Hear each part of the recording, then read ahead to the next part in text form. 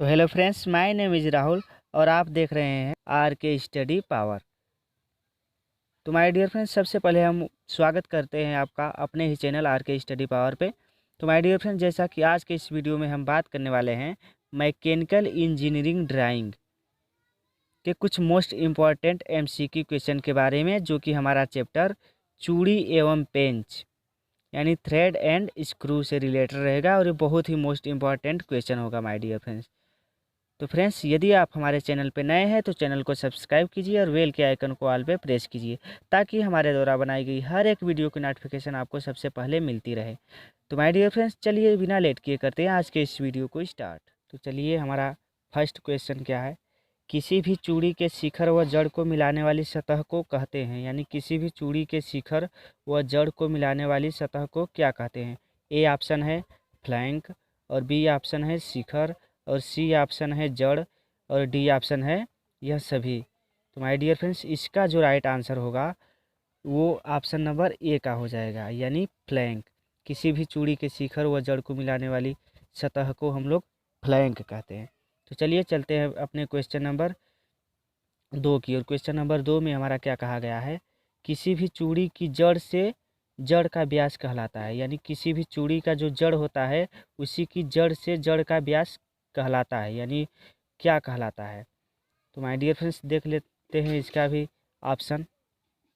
तो option number A में है दीर्घ व्यास, और बी है पिच व्यास, और सी है लघु व्यास, और डी है कोई नहीं। तो माय डियर फ्रेंड्स, इसका जो राइट आंसर होगा, इसका जो करेक्ट आंसर होगा, क्योंकि किसी भी चूड़ी की जड़ से जड़ का व्यास ये हमारा लघु व्यास कहलाता है, यानी ऑप्शन नंबर सी का जो होगा ये करेक्ट आंसर हो जाएगा।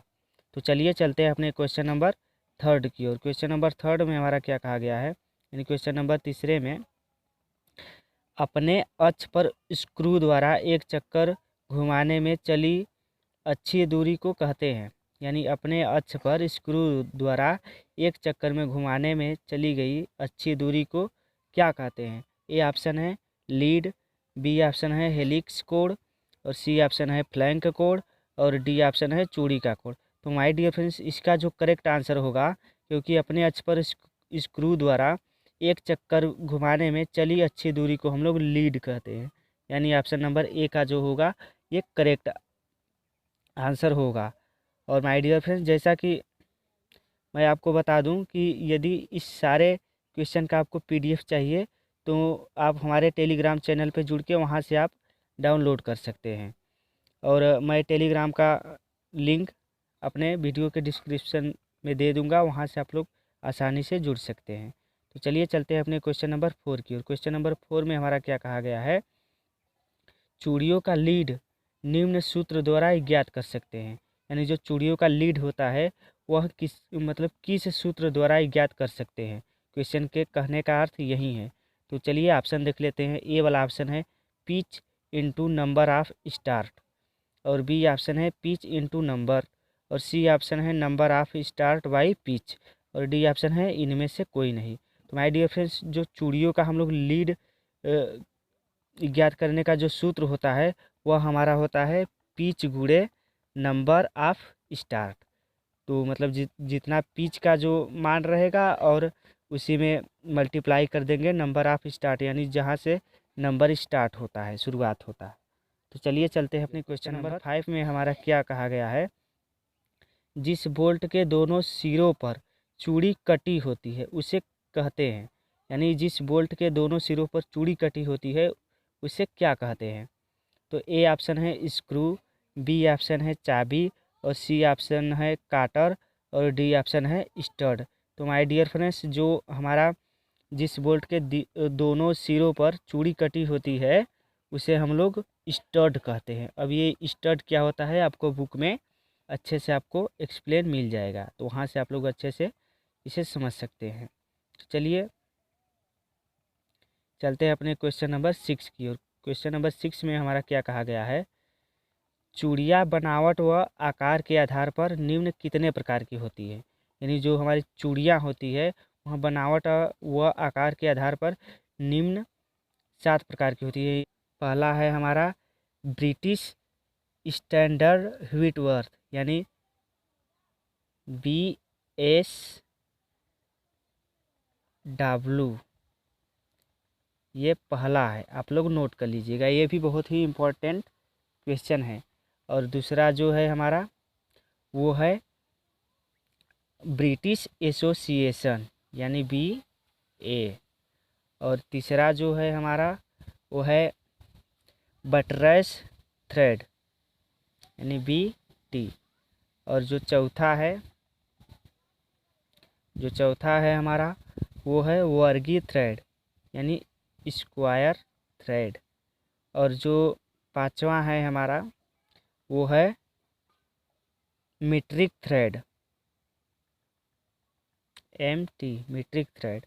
और जो जो छठवां है वो है हमारा नकल थ्रेड यानी KT। ये KT क्यों लगाया, क्योंकि नकल का स्पेलिंग होता है KNUCKLE। और जो सातवां है हमारा एक्मे थ्रेड।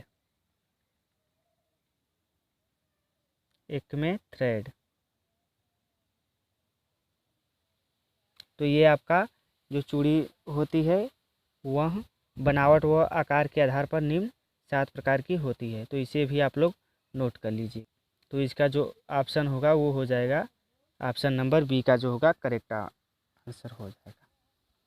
तो चलिए चलते हैं अपने क्वेश्चन नंबर 7 की ओर। क्वेश्चन नंबर 7 में हमारा क्या कहा गया है, ब्रिटिश स्टैंडर्ड व्हीटवर्थ यानी BSW का आविष्कार किसने किया। जो हमारा ब्रिटिश स्टैंडर्ड व्हीटवर्थ का आविष्कार किसने किया। तो A वाला ऑप्शन है सर जोसेफ, और B वाला ऑप्शन है सर हेनरी, और C वाला ऑप्शन है A और B यानी सर जोसेफ और सर हेनरी दोनों ने किया, और D ऑप्शन है कोई नहीं।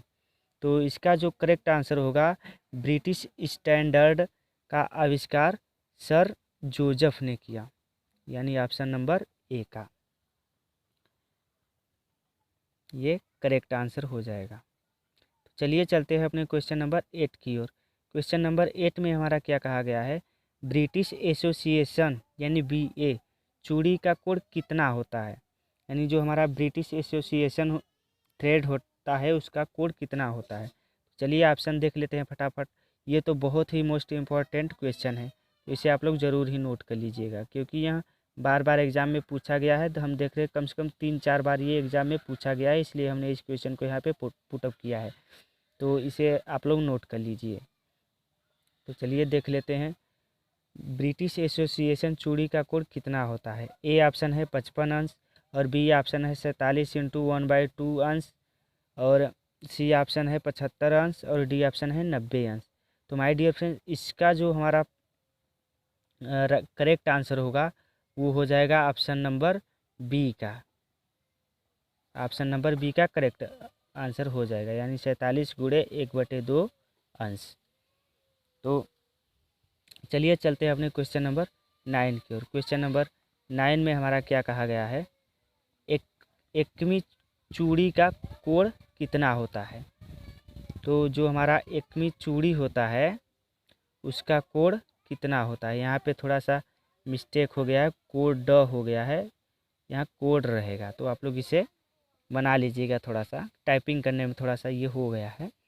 तो देख लेते हैं एकमी चूड़ी का जो कोड होता है वह कितना अंश होता है। A वाला ऑप्शन है हमारा 50 अंश, और B वाला ऑप्शन है 29 अंश, और C वाला ऑप्शन है 75 अंश, और D वाला ऑप्शन है 47 × 1/2 अंश। माय डियर फ्रेंड्स इसका जो होता है एकमी चूड़ी का जो कोड होता है वह 29 अंश होता है, यानी ऑप्शन नंबर B का जो होगा वह करेक्ट आंसर होगा। तो चलिए चलते हैं अपने क्वेश्चन नंबर 10 की ओर। क्वेश्चन नंबर 10 में हमारा चूड़ियाँ कितने दिशा में काटी जाती है, यानी जो हमारी चूड़ी होती है वह कितने कितने दिशा में हम लोग काट सकते हैं। तो ऑप्शन देख लेते हैं। A वाला ऑप्शन है 2, B वाला ऑप्शन है 4, C वाला ऑप्शन है 6, और D वाला ऑप्शन है 8। यानी जो इसमें से करेक्ट आंसर है जल्दी से आप लोग कमेंट कीजिए कि इसका करेक्ट आंसर कौन सा होगा। तो चलिए देख लेते हैं इसका करेक्ट आंसर जो होगा वो ऑप्शन नंबर A का होगा। यदि आप लोग कमेंट किए हैं तो वहाँ से मिला लीजिए। तो चलिए चलते हैं अपने क्वेश्चन नंबर 11 की ओर, और जो कि हमारा क्वेश्चन नंबर 11 लास्ट क्वेश्चन रहेगा। वर्गाकार ढिबरियों के लिए चैम्फर का कोड होता है, यानी जो वर्गाकार ढिबरी होती है उसके लिए चैम्फर कोड होता है, यानी कितना होता है। चलिए इसमें भी ऑप्शन देख लेते हैं। ए वाला ऑप्शन है 30 अंश, और बी वाला ऑप्शन है 60 अंश, और सी वाला ऑप्शन है 90 अंश, और डी वाला ऑप्शन है 120 अंश। तो माय डियर फ्रेंड्स, जो वर्गाकार ढिबरियों के लिए चैम्फर का कोड होता है वह होता है 30 अंश, यानी A is the correct answer. तो यहाँ तक आप लोग नोट कर लीजिए। और यदि आपने इंजीनियरिंग ड्राइंग का लेक्चर 1 का वीडियो नहीं देखा है तो वीडियो के डिस्क्रिप्शन में मिल जाएगा या हमारे चैनल लिंक पे मिल जाएगा, वहाँ से आप लोग आसानी से देख सकते हैं। आशा करते हैं आपको ये वीडियो पसंद आया होगा, और यदि ये वीडियो पसंद आया तो वीडियो को लाइक करें और अपने दोस्तों में शेयर करें ताकि उनको भी हेल्प मिल सके। एक छोटा सा लाइक करने में क्या जाता है, इतना मेहनत करते हैं आपके लिए, तो एक छोटा सा लाइक कर दीजिए, और चैनल पे नए हैं तो चैनल को सब्सक्राइब कर लीजिए। बस इतना ही, तब तक के लिए धन्यवाद।